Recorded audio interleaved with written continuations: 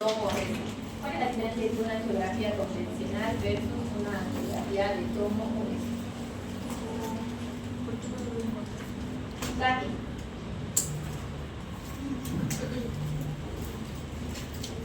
La geografía convencional todavía se sigue utilizando porque es lo mismo que en la histerografía. ¿Se acuerdan de la histerosalpingografía? Pacientes que no se habían embarazado nunca, después del estudio se embarazan. ¿Por qué? Porque el contraste destaca, ¿cierto? Lo mismo pasa con la geografía convencional. Tiene su parte terapéutica. ¿Sí? Solamente al hacer esas imágenes se puede tratar al paciente. Sin embargo, en la tomografía y en la resonancia no hay tratamiento, solamente es imagen. ¿Sí? Porque hay geografía convencional, geografía de tomografía y resonancia. Aquí habíamos visto las utilidades de la ecografía en un bebé. Hemos hablado, ¿hasta aquí hemos llegado? ¿O ya habíamos avanzado?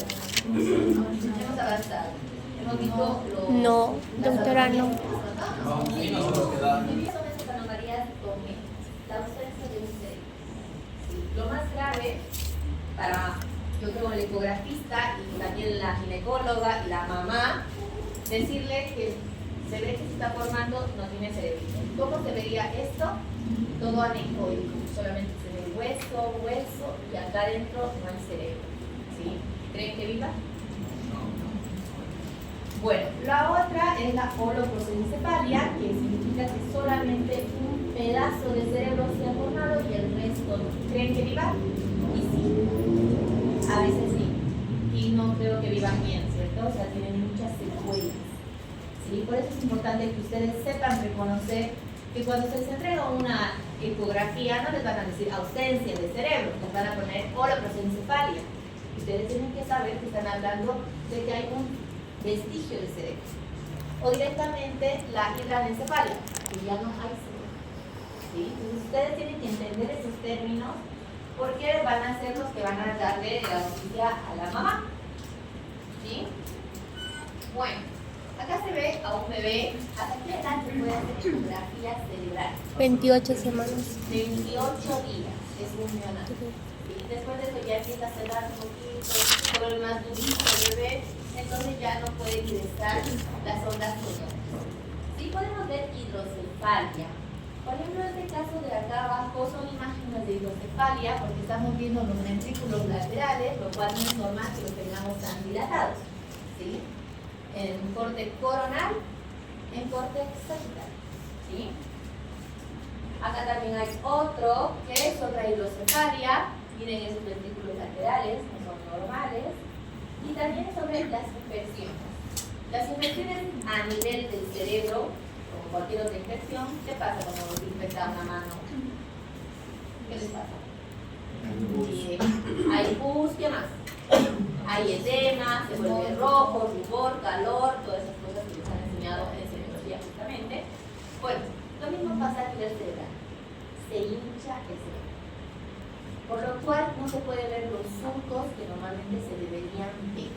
¿Sí? Es uno de los signos radiológicos que se puede ver en animales. ¿Sí? Los abscesos. ¿Qué habíamos dicho que era un absceso? ¿O cómo se llama una infección? El hecho de que tenga una cápsula, eso lo vuelve un absceso. Si no, es infección libre. ¿Sí? Hemorragias. Los bebés que han nacido pretérmino, o sea, menos de 22 semanas, o que pesen menos de 1.500 gramos, se los considera prematuros y estos suelen sangrar, su cabecita suele sangrar por alguna razón. ¿Y qué es lo que vamos a poder ver? ¿De acuerdo? ¿Dónde se encuentra ubicado? Stephanie, acá. Tienes ahí la flechita. Describe la imagen que está de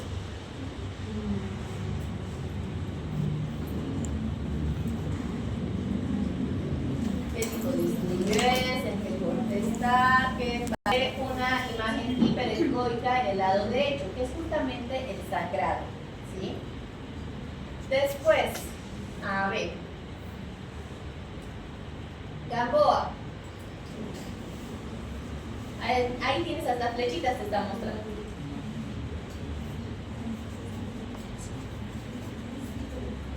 es hiperecoica. ¿A nivel de dónde es hiperecoica? ¿Qué son estos?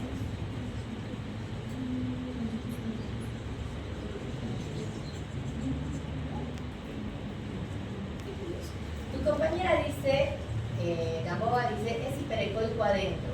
Entonces, ¿qué sería ese hiperecoico? Sangre. ¿Sí? Porque los ventrículos deberían ser líquidos, porque ahí pasa el líquido cefalorraquídeo, y su compañera Estefanía ha dicho, lo que es líquido se ve anecoico, o sea, negro. Entonces, si estamos diciendo que el líquido se ve negro, ¿por qué hay sangre en los ventrículos? Es justamente eso lo que les estoy diciendo, que los bebés prematuros sangran. ¿Sí? Puede ser de manera espontánea, puede ser por sufrimiento fetal. Y bueno, acá tenemos conexiones estructurales que aparecen cuando pasan por el canal de parto y se lastiman justamente las arterias que están por ahí o los vasitos que están por ahí y generan esos cefalomatomas. Bueno, otro tipo de alteraciones que se pueden ver por ecografía son las isquemias y las leucomalacias. ¿Sí? Leucomalacia viene de blanco. Es una necrosis, esa necrosis en el cerebro, en el transcurso del tiempo, se va volviendo blanco. Inicialmente se vuelve hiperecoico homogéneo, después empiezan a aparecer áreas quísticas y al final se vuelve todo quístico porque ya se ha muerto el cerebro, leucomalacia, ¿sí? Las causas de hidrocefalia también se pueden llegar a ver, pero no son tan determinantes porque a veces no se logran ver, dependiendo de si es muy chiquito el defecto o no. Acá tenemos ejemplos de hidrocefalia. La primera imagen ya es una resonancia ya de un bebé más grande y lo que es las ecografías de hidrocefalia propiamente dicha. ¿Sí? Hay tres tipos de edema en la resonancia. ¿Sí? Pregunta del examen seguro. Me encanta cuando recién anotan, entonces ahí todo. Bueno, esos tres tipos de edema van a depender de la causa. Por ejemplo, en un infarto del cerebro, en un ACV, va a tener un edema citotóxico. ¿Sí? En un caso de tumor, va a tener un edema vasogénico. Y en la hidrocefalia va a tener un edema intersticial. ¿Sí? Vamos a ver cada uno. El edema citotóxico significa que la célula, como se muere, empieza a lanzar radicales libres. Sí. Y como salen estos radicales libres, se vuelve tóxico. ¿Sí? Por eso es citotóxico. Vasogénico. Llaves. ¿Qué te hace pensar la palabra vasogénico?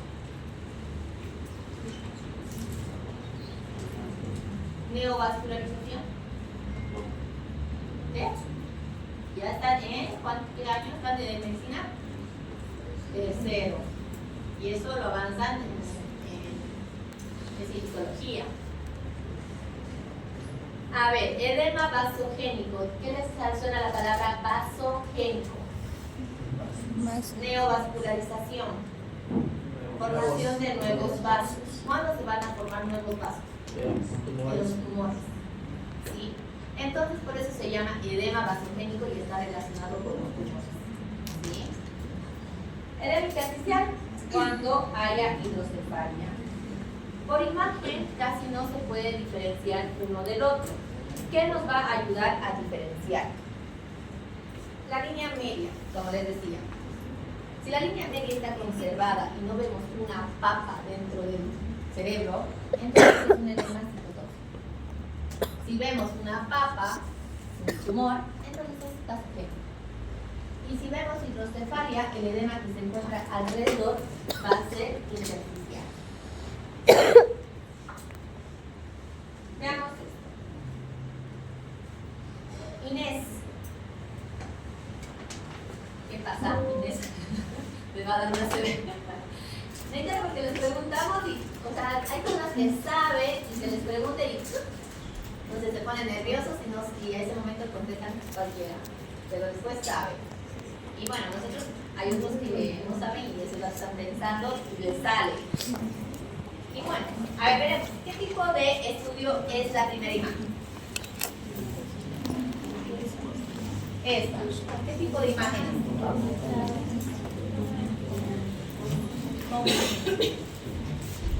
Tomografía. ¿En qué corte está? Axial. ¿De qué lado está la lesión? Derecha. Ya. ¿Qué ves en la parte derecha? Me voy a acercar para que no le estén guiando. ¿Qué ves? Ya has dicho todo. Has dicho el hematoma, está el corte axial, está la lesión del lado derecho. ¿Qué ves en el lado derecho? Porque ya has dicho que la lesión está en el lado derecho.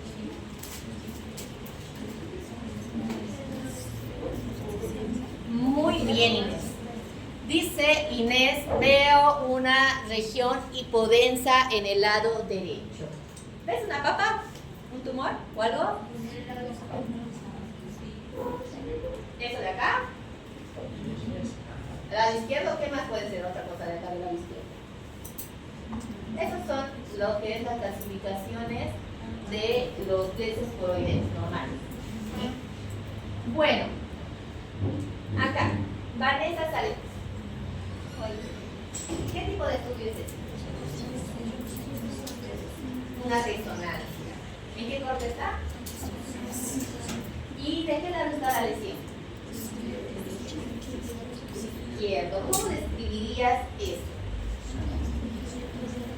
¿Todo eso es tumor o no es tumor?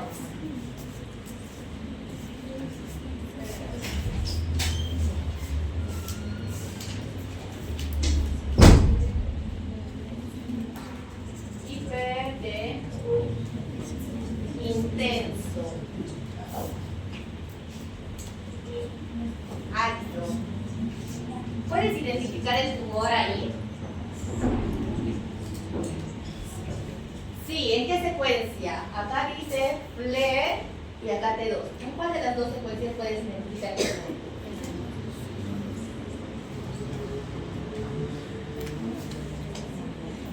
¿Cuál es el tumor?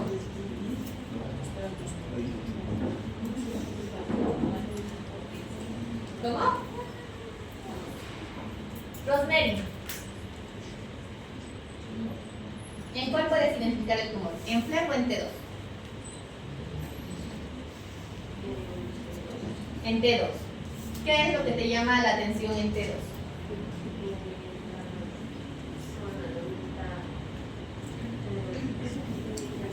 Muy bien. Esta parte de acá podemos estar de acuerdo que es el tumor. ¿Y qué es la otra parte que brilla? Edema. Muy bien. El edema vasogénico. ¿Sí? Acá lo han dicho muy bien. Es el tumor, pero uno se pregunta, ¿pero por qué la otra parte no está brillando de igual manera? Porque es el edema justamente que está provocando la presencia de el tumor. Acá tenemos una diferencia entre un ACV y un tumor. Vean la línea media. En el ACV no está separado. ¿Cuáles eran los tres signos de ACV por tomografía Nayeli? Rojas. Esta de la cuerda. ¿Ya?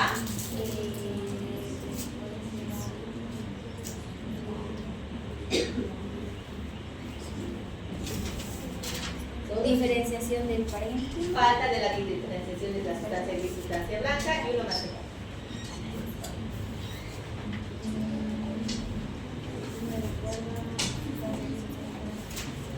Araceli, ¿cuál es el tercer signo que le falta? Hipodensidad del parénquima. Hipodensidad del parénquima. Muy bien. Bueno, acá tenemos dos ejemplos igual, de edema vasogénico y edema citotóxico. Caballero, porque no me acuerdo el nombre bien. Caballero. Dale. ¿A qué hace referencia un edema citotóxico? Sí, celeste. ¿Y el vasogénico? Sí, muy bien. Bueno, hablemos un poquito sobre qué patologías podemos ver tanto en tomo como en fluido. En tomografía, todo lo que sea blanco y no sea contraste ni hueso es sangre. ¿Sí? ¿Cómo digo, doctora? ¿Cómo eso? Te va a salvar, mi hermano. ¿Cómo digo? Todo lo que sea blanco en tomografía, que no sea contraste ni hueso, es sangre. En tomografía. Sangre. Si estamos haciendo ese énfasis, Naila, acá, ¿dónde está el sangrado? ¿En qué lado? ¿En qué hemisferio? Derecho. Muy bien. En la resonancia, yo sé que tal vez es un poco difícil, pero T1 se parece mucho a la tomografía. ¿Sí? Ese es un T1. Y hemos dicho que si se parece mucho a la tomografía, ¿qué sería eso? Sangre, porque es blanco. T1 se parece mucho a la tomografía. Las otras les va a confundir porque la misma sangre en otra secuencia se ve negro. ¿Sí? Así que por eso solamente sepan que T1 es similar. Son secuencias especiales en resonancia. Hay T1, T2, FLER, Papilejo, Tifus. No les voy a pedir que sepan todo eso, solamente para hacer. Porque les he dicho que para todo lo que era renal, genital femenino y músculo esquelético no les voy a pedir, pero sí para hacer. ¿Sí? Doctora, y una pregunta, ¿cuál es la diferencia si es todo blanco, sangre, entonces un edema? ¿Cómo? Un edema, ¿cómo se llama? Hipo, porque el edema es líquido. Y con todo lo líquido se ve negro. Pues hay dos tipos de líquido en el cuerpo. Líquido como un quiste y líquido sangre. El líquido quiste se ve hipo y líquido sangre se ve blanco. ¿Sí? Entonces, por eso se puede diferenciar lo que es la sangre. Y ahorita vamos a ver lo que es también el tiempo. Hablemos primero de una patología. Esclerosis múltiple. ¿Alguien sabe qué es la esclerosis múltiple? Es pocamente diagnosticado por falta de clínica, por falta de imágenes. Pero la verdad es frecuente esa enfermedad. ¿Sí? Bolivia yo creo que no la diagnostica porque no les hacen hacer resonancia a todos los que tienen síntomas por el tema costo. Pero hay muchos que les dicen, bueno, tómate esto, no mejora, y el paciente sigue así y empeora. ¿Sí? Esclerosis múltiple es una enfermedad autoinmune. ¿Qué significa autoinmune? Que el mismo cuerpo lo está atacando. ¿Y qué va a atacar? Los nervios. ¿Sí? Este paciente puede empezar a no ver bien, anorexia fugaz, puede empezar a tener muchos calambres, puede dejar de mover, dependiendo en qué estadio está su esclerosis múltiple. En imágenes, es una de las únicas formas que se puede hacer seguimiento de este paciente, por imagen. Y la resonancia es crucial. En tomografía no se ve absolutamente nada. O sea, si ustedes tienen alta sospecha de una esclerosis múltiple de un paciente, si le van a pedir tomografía, simplemente están perdiendo el tiempo. ¿Sí? La resonancia es primordial para este tipo de pacientes. ¿Y qué se va a ver en este tipo de pacientes? Hay una secuencia que se llama FLER. Y esto se va a ver en un plano sagitario. ¿Qué se va a ver en un plano sagitario? Se le conoce como sol naciente o también dedos de guantes de Down. ¿Sí? Ese es el signo, casi patognomónico, en el que se ve a nivel del ¿qué es el cuerpo calloso? El cuerpo calloso, áreas hiperintensas de forma radial. ¿Sí? Esa es la única forma de poder ver una esclerosis múltiple. En corte sagital aparece este signo que es el sol naciente o dedo de guante de Down. ¿Sí? Corte axial podemos ver las manchitas, pero no las podemos ver en esta figura del sol naciente. Pero nos piden qué cosa. Cuando el paciente está en tratamiento, estas manchitas van desapareciendo. Pero cuando ya el tratamiento no está siendo efectivo, estas manchitas aparecen más y el paciente tiene más sintomatología. ¿Qué nos piden a nosotros? Que comparemos las manchitas que han tenido antes con las manchitas de ahora. ¿Sí? Todas las manchitas las quieren ver. ¿Sí? ¿Alguna pregunta sobre esto? Alta pregunta de examen que podría igual hacer. Tumores. Bueno, ya hemos hablado sobre tumores. Habíamos dicho que en los tumores era importante sí o sí pedir contraste, porque el llenado del contraste nos da mucha información. La mayoría de los tumores malignos, o sea, malos, son heterogéneos. Los tumores benignos suelen ser homogéneos. Ana, acá tengo dos filas, fila de arriba y fila de abajo, diferentes resonancias. Imagen 1, 2, 3, 4. 1, 2, 3, 4. Solo hay una que es homogénea. ¿Cuál es? Esta es la fila de arriba, fila de abajo. ¿Qué imagen es? 1, 2, 3. Homogénea.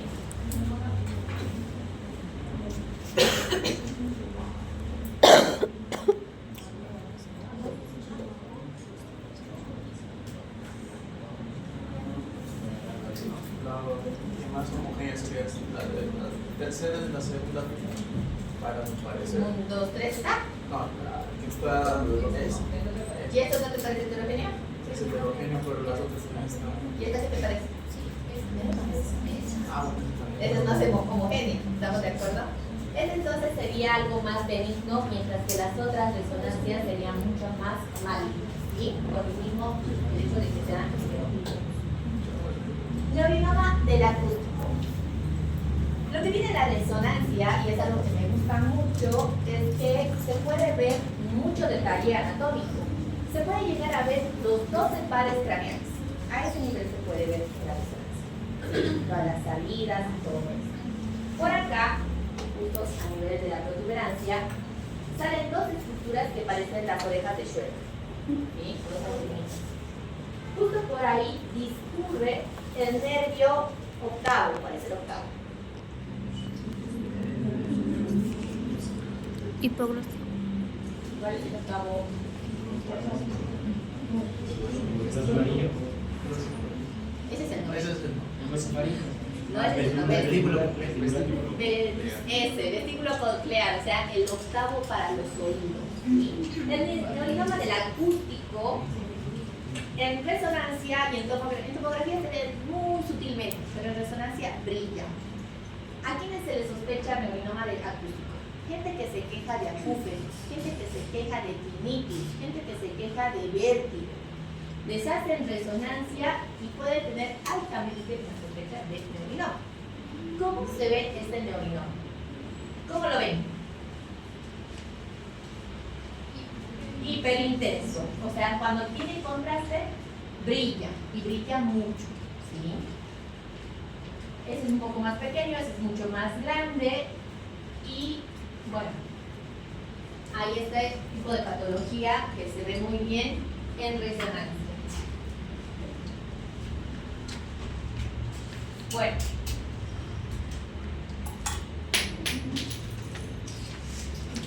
Luego vamos a hablar sobre el ACV, vamos a tener una clase extendida de ACV.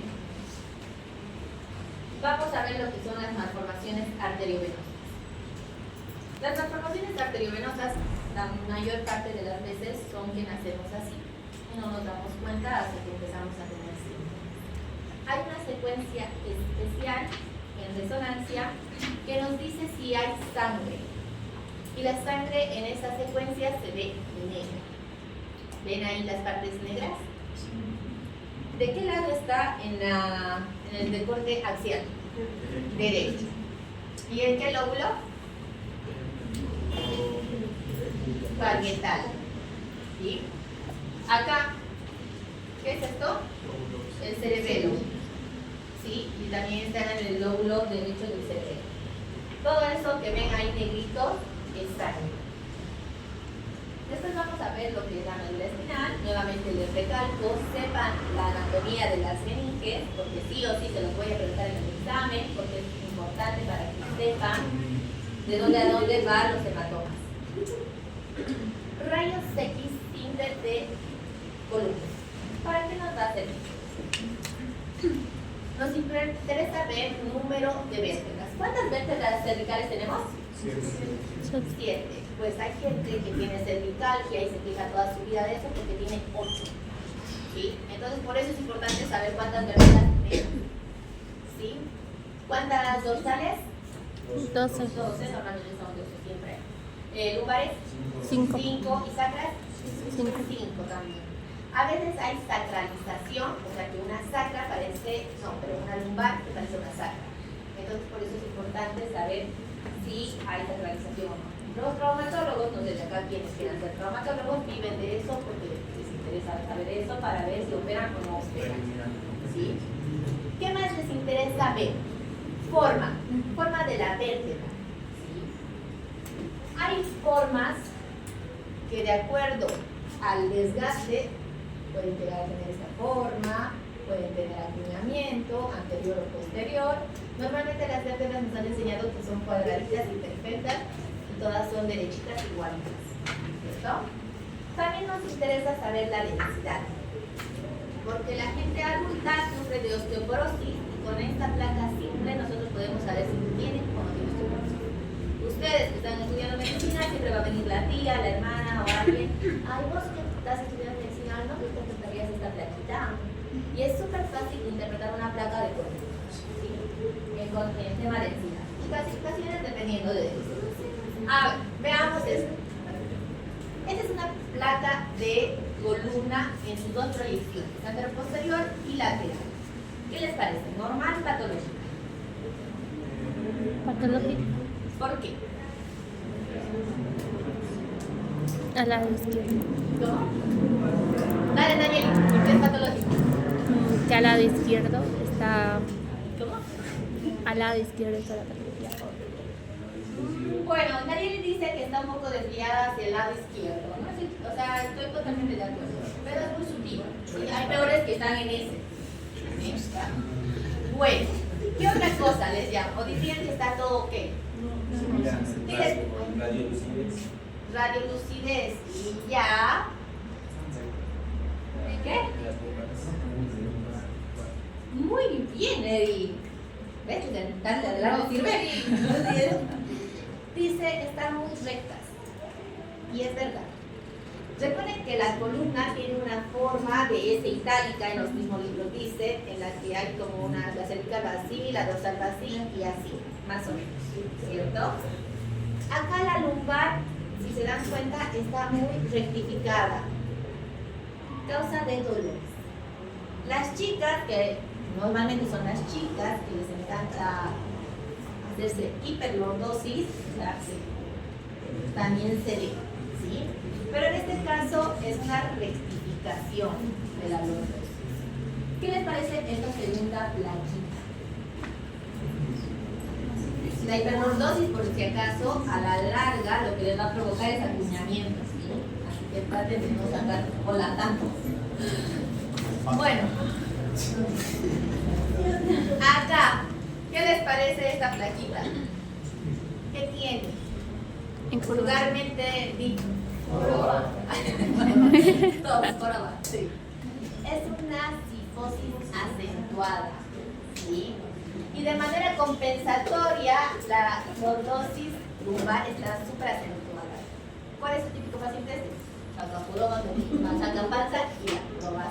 Por eso, ustedes que son jóvenes todavía están a tiempo de mejorar su postura. Todas las escoliosis ahí. Es en serio, chicos. Así que mejoren su postura ahora, porque cuando sean viejitos pueden quedar como este señor o señora. Sí. ¿Ven que parece que están dibujados con un lápiz solamente los bordes? Esto es una osteoporosis. Porque la osteoporosis se lo come el hueso. Eso debería ser más denso. ¿Sí? Y la resonancia nos va a servir para ver no solamente la forma, sino nos va a dar más información para el tema de hernias. Y la ecografía. La ecografía también nos va a servir para explorar la parte de la columna, pero sobre todo en los niños. Cuando tienen meningocele, que ha habido un defecto de cierre del tubo neural y entonces sale eso. Acá es una seguro de movimiento célebre porque no hay estructuras nerviosas adentro. Sí, es todo totalmente anecoico. Entonces, ¿cuáles son los métodos de estudio para la columna? Rayos X. Tomo, Y resonancia. eco y uno más, reto. O sea, los 4 métodos de estudio principales se pueden hacer en columnas. Depende de lo que quieran ver. Si quieren ver simplemente anatomía, pidan una placa de rayos X. Si quieren un poquito más abarcar temas sobre todo de acuñamientos, forma de las vértebras, si tienen más repercusión, pidan un artomo. Si están pensando en una hernia o compromiso de los nervios, altos traumatólogos que quieran hacer traumatología, ellos ni siquiera necesitan los informes. Ellos van, se miran y hacen lo que tienen que hacer. Nosotros hacemos por gusto, un defecto